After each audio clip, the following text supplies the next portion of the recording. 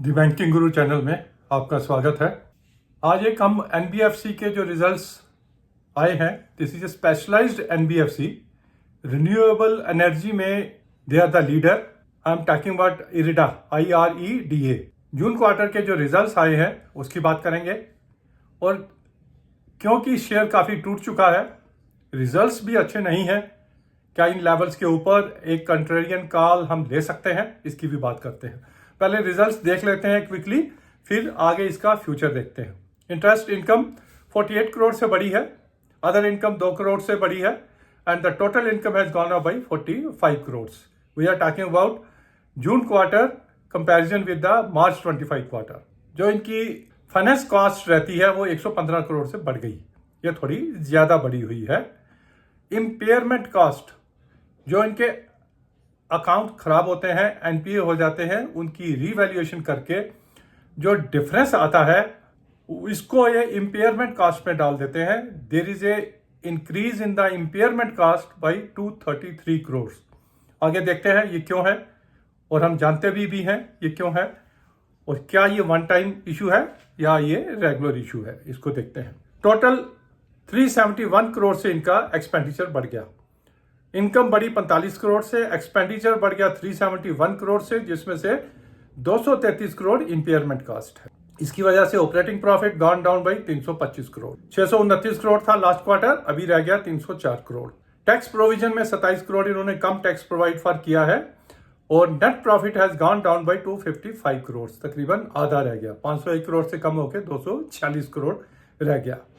अब एक जेंसोल करके कंपनी, जिसको इन्होंने फाइनेंस किया हुआ था, उसका पब्लिक इशू आना था, किसी इश्यूज की वजह से सेबी ने उसको बात कर दिया, और इनको भी ये अकाउंट एनपीए करना पड़ा। 783 करोड़ का एक्सपोजर, उसमें से 311 करोड़ रुपया इन्होंने प्रोवाइड फॉर ऑलरेडी कर दिया है। इसी की वजह से जो इनकी इम्पेयरमेंट कॉस्ट जो है इंक्रीज होके आई है। We presume that these types of one time NPS आगे नहीं होंगे। सेकेंडली, 783 करोड़ में से कुछ ना कुछ रिकवरी इनकी हो जाएगी आउट ऑफ दिस एनपीए। अगर आप शेयर देखें तो 137 रुपए का लो देखने के बाद 310 रुपए हाई और 160 पे आज चल रहा है। प्राइस अर्निंग 28 की है, थोड़ा सा कॉस्टली है। ग्रॉस एनपीए इनके बढ़ गए, 1866 करोड़ से बढ़ के 3302 करोड़ हो गए।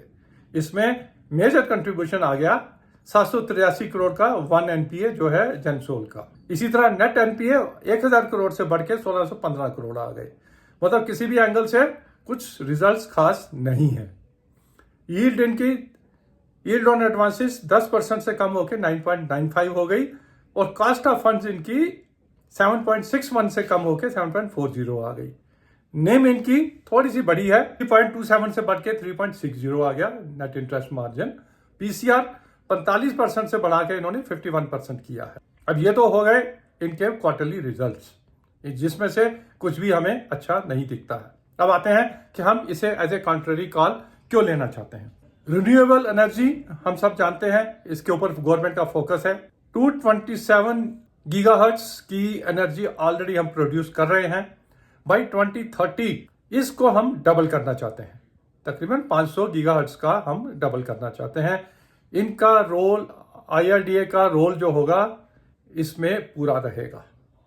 80,000 करोड़ का पोर्टफोलियो ऑलरेडी इनका लोन पोर्टफोलियो बन चुका है, जिसमें ये तकरीबन 3,000 करोड़ के इनके एनपीए आ रहे हैं। सेकेंडली, कैपिटल गेन बॉन्ड्स तकरीबन 5-5.5% के ऊपर इशू करने के लिए इनको गवर्नमेंट की तरफ से परमिशन दे दी गई है।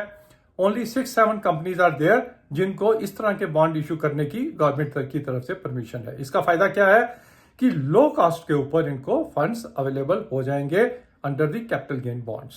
Future demand is there, cost of funds इनकी कम होगी। अगले 10 साल तक इनका जो बिजनेस मॉडल है वो इंटैक्ट है।